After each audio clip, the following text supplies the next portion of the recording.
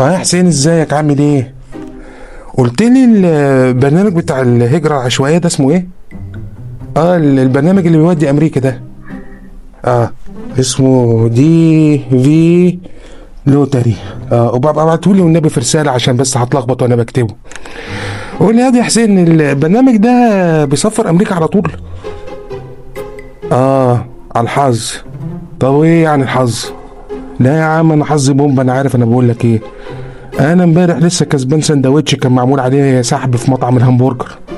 مطعم الهمبرجر اللي على اول الشارع، فانا حاسس ان حظي بومب، ولو قدمت هكسب ان شاء الله. انت بس ابعت لي اللينك وانا هبعت.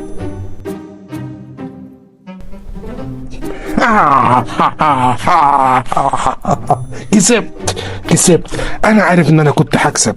انا عارف حظي كويس. ايه ده؟ يعني انا كده المفروض اسافر؟ طب ازاي؟ وشغلي وشغل مراتي والبيت اللي احنا قاعدين فيه وابويا وامي ومدارس العيال. ايه الورطه اللي انا ورطت نفسي فيها دي؟ انا ازاي ما فكرتش في كل ده؟ لا لا لا لا لا لا, لا. انا شكلي كده هلغي الموضوع. وكان عقلك فين قبل ما تقدم؟ ما فكرتش ليه في كل الحاجات دي؟ حرام عليك. يا عم انا حر.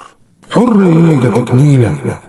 حرام عليك، خدت فرصة واحد تاني كان محتاج يسافر اكتر مني. روح يا شيخ، الله يسامحك. يا شعب اليوتيوب العظيم، السلام عليكم ورحمة الله وبركاته. معكم أخوكم وائل القاطم بولاية إنديانا الأمريكية، يحييكم ويتمنى لكم مشاهدة ممتعة النهاردة إن شاء الله. النهاردة يوم خريفي مثالي كده من أيام خريف إنديانا. زي ما انتم شايفين كده الشجر ابتدى يتلون. إذانا طبعا هو هيختفي مع الشتاء، بس احنا بنتمتع قوي بالوقت اللي هو بيبقى فيه الألوان بتتغير. امبارح كان الجو برد، بس النهارده الحمد لله الجو مش شويه، وان كان يعني في ايه لمسه برد بسيطه كده. لبسنا لها الجاكيت الخفيف اللي احنا لابسينه النهارده ده. النهارده احنا عاوزين نتكلم ان شاء الله عن الهجره لامريكا، باعتبار ان انا مهاجر لامريكا بقالي 5 سنين. اعتقد ان انا عندي خبره متواضعه شويه، احب افيدكم بيها في الموضوع ده. وعايز اخلي الفيديو بتاع النهارده يصلح كمرجع للناس اللي حابه تهاجر الى امريكا. مرجع بسيط كده الناس تقدر تستفيد بيه، الى جانب طبعا خبرات الناس التانية اللي سبقتنا في البلد دي. في الفيديو ده احنا هنحاول نجاوب عن 3 اسئلة مهمين. السؤال الاول: هل امريكا تصلح لكل الناس؟ يعني هل امريكا تناسب ناس كتيرة كمهجر ولا لا؟ والسؤال التاني: ايه اللي ممكن يخلينا نهاجر لبلد زي امريكا؟ ايه المزايا اللي ممكن نكتسبها لما نهاجر لبلد زي امريكا، او كبلد اوروبيه، او كبلد مهجر من البلدان المهجر المعروفه؟ والسؤال الثالث: ايه هي العيوب او ايه هي المشاكل اللي ممكن تكون منتظرانا لما نهاجر لامريكا او نهاجر لبلد من بلدان المهجر عموما؟ انا عندي كلام كتير عايز اقوله في الحلقه دي، فربنا يستر انها ما تطولش ان شاء الله، وتخرج يعني عن الاطار المعقول، الاطار الزمني المعقول لاي حلقه. فيلا بينا كده ايه، نتوكل على الله ونبتدي ان شاء الله الحلقه بتاعتنا. نسال السؤال الاول: مين اللي ممكن يهاجر امريكا؟ او بمعنى اوضح، هل الهجره لامريكا تنفع تتوصف كعلاج لكل الناس ولا لا؟ الإجابة المختصرة من وجهة نظري: لا. الهجرة لأمريكا ما ينفعش تتوصف كعلاج لكل الناس. سامعك اللي بتقول تقصد ايه يا جدع انت بكلامك الماسخ ده؟ دي أرض الأحلام. أيوة، أنا عارف والله، بس من خلال خبرتي المتواضعة المتوازية المتتالية شايف إنه في ناس زي الأخ اللي طلع في المقدمة ده، الهجرة لأمريكا مش حل ليهم، بل بالعكس ممكن تكون بالنسبة لهم نقمة وتقلب حياتهم رأسا على عقب. طيب مين النوعية دي من الناس؟ أنا بصراحة شايف إن الهجرة لأمريكا غير مناسبة لناس متحققة وظيفيا واجتماعيا. لأن الناس دي لديها ما تخسره وما تبكي عليه لو هجرت والأمور ما مشيتش معاهم زي ما كانوا مخططين. طيب ادينا يا عم أمثلة عن الناس دي. الناس دي مثلا ممكن يكون طبيب عنده عيادة ومعروف وبيجيله مرضى من كل مكان. ممكن يكون مهندس شغال في شركة كويسة وبيترقى. ممكن مثلا يكون محاسب وبقى مدير حسابات او رئيس قسم مثلا في الشركة اللي بيشتغل فيها، او مدير HR، او مدير عام في شركة. وطبعا الناس دي انا بفترض انها ساكنة في عقار ملك وعندها عربية وعيالهم او اولادهم في مدارس كويسة. طبعا انا سامعك دلوقتي اللي بتقول ايه يا عم انت اللي انت بتقوله ده؟ يعني هي الناس زي دي يعني ممكن تفكر في الهجرة لأمريكا ليه؟ احب اصدمك واقول لك ان الناس دي منها كتير. يعني في ناس نفسها تهاجر وعندها خيار الهجرة قائم، لانه هو امر مشروع لكل الناس. والحقيقة انا عندي من دايرة اصدقائي ان مقيم في مصر وبره مصر وتواصل معايا عشان يعرف مني الحياة هنا عاملة ازاي ولو جم هيعملوا ايه. والناس دي ليها اسبابها انها تفكر في الهجرة، يعني رغم ما قد يبدو امامك ما يمتلكوه يعني من وظيفة كويسة وبيت كويس. يعني خلينا نقول مثلا انه مع اي زيادة في اسعار البنزين او اي زيادة في سعر سلع غذائية مهمة، الناس دي بتصاب بالضجر وبالضيق وبتفكر انها تسافر او تهاجر، عشان هم حاسين خلاص ان دخلهم كل مدى عمال يقل بسبب التضخم.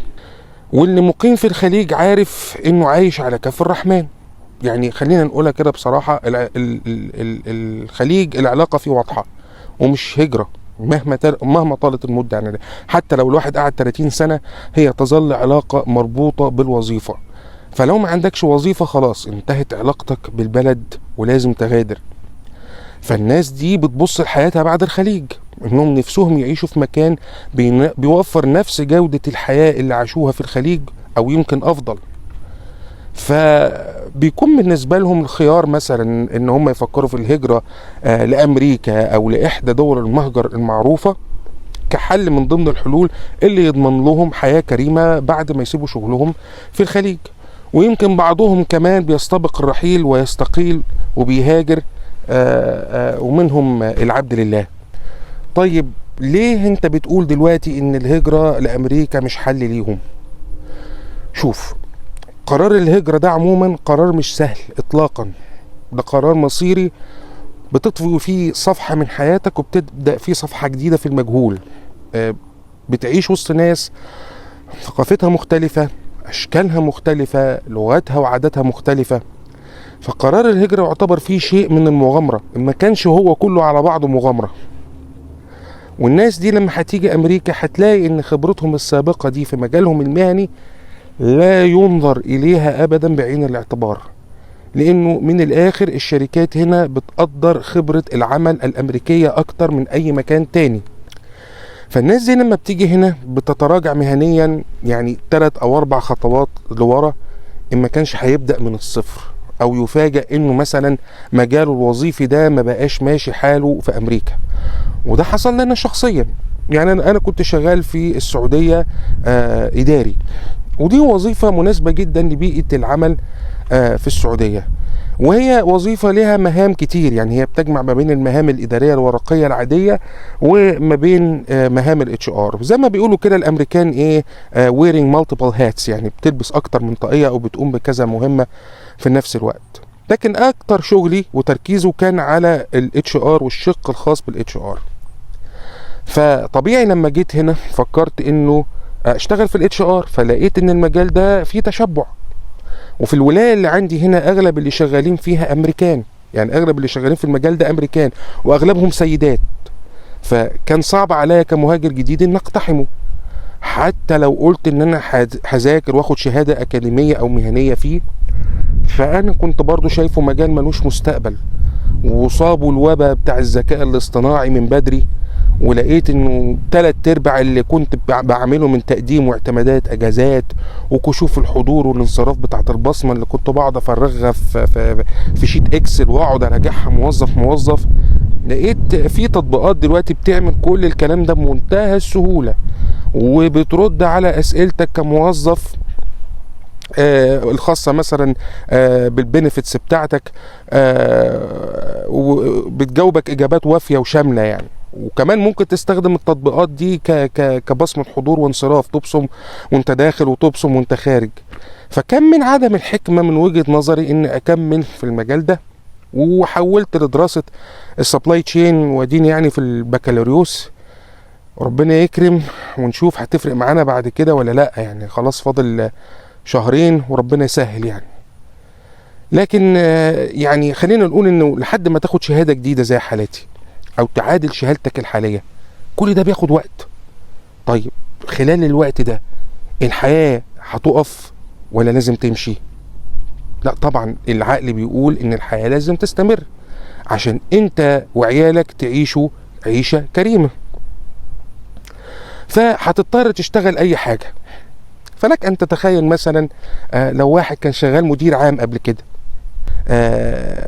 ايه اللي ممكن يحصل له لما يلاقي نفسه مضطر انه يشتغل عامل في مطعم او عامل في مصنع، ويلاقي نفسه تحت اشراف مدير اصغر منه في السن بما لا يقل عن 10 سنين. ما كانش اصغر من كده، يعني انت ممكن تلاقي عيل صغير يا دوبك لسه شنب تالتة اعدادي عليه، وتلاقيه هو المدير بتاعك، وهو اللي بيشرف لك، وهو اللي بيقول لك اعمل كذا وما تعملش كذا. فالموضوع صعب. وانا من خلال تجربتي الشخصيه، وزي ما قلت في فيديو قبل كده، رغم ان انا كنت واحد مستعد نفسيا وذهنيا ان انا لما هاجي هنا هتمرمط وهتبهدل ومش هلاقي شغل وهضطر اشتغل في مطعم او في مصنع، الموضوع تعبني نفسيا جدا، لانه مش سهله. يعني خليني اقول لكم، انا انتابتني لحظات ضعف كتير، ولحظات فقدت فيها الايمان بنفسي. وكنت دايما كده بتجيلي اللحظات دي مثلا وانا ماسك حله كبيره كده اكبر من كرشي وحاططها في حوض وعمال امرش فيها وادعك فيها، او ان انا ماسك شرشوبه وبمسح بيها الارض. على فكره والله الكلام اللي انا بقوله ده مش بقوله علشان ادعي العصاميه وبتاع وشغل البابليك ريليشنز وده والكلام ده، لا دي حقيقه. واي حد جه امريكا هنا مر بالمرحله دي، سواء كان جاي رسمي او غير رسمي. فرغم كده برضو الموضوع ما كانش سهل. فانا اتصدمت، رغم ان انا كنت مستعد نفسيا، وان انا ما كنتش برضو مدير ولا حاجة كبيرة في مكاني. انا كنت يا دوبك بتعامل زي المهندسين مثلا في الشركة بتاعتي، وكان ليا وضعي وليا احترامي وكل حاجة. فالوقعة ما كانتش كبيرة، ومع ذلك اتصدمت. فما بالك بقى لو الوقعة اكبر؟ يعني لو ما بالك بقى لو واحد كان متحقق جدا وظيفيا ووصل لمرحلة عالية، وكان فاكر انه لما هيجي امريكا هيبدأ من حيث انتهى، وفوجئ انه لا، انه مضطر يتراجع وياخد مرشدين لورا، او يبتدي من الصفر زي ما قلنا. طب يعني الناس دي ملهاش امل تهاجر خالص؟ يعني خلاص يعني يقبلوا باللي هم فيه وخلاص، ملهمش نفس يعني ان هم يطوروا من نفسهم؟ لا يا سيدي، طبعا يفكروا في الهجرة وكل حاجة، بس يفكروا صح. لازم يفكروا في دولة بتوفر برنامج هجرة للعمالة الماهرة، زي استراليا او نيوزيلندا او المانيا او كندا. وان كان كندا يعني ترودو خربها ومشي. طب ايه الميزة هنا؟ ايه الفرق؟ الميزة ان الفئة دي من الناس بتضمن انها تنقل على مكان معترف بشهادتها العلمية. ده غير ان بعض الدول هتشترط وجود عرض عمل كشرط لمنح الفيزا، يعني تيجي على عرض عمل، على عقد عمل على طول. وبكده يبقى قللنا عامل المخاطرة وقللنا الخسارة المهنية اللي ممكن تحصل لهم. انما امريكا ورغم وجود فيزا العمل اللي هي البي 1 تقريبا، لكن برضو صعبة وبتطلب ناس فذة في مجالها يعني. ده غير انه مؤخرا الرئيس ترامب جه وعايز يفرض رسوم حوالي $100,000 على الشركات اللي بتجيب ناس من بره. يعني كده هيبقوا مضطرين يجيبوا امثال اينشتاين ونيوتن علشان يعني يبرروا ثمن الفيزا الكبير.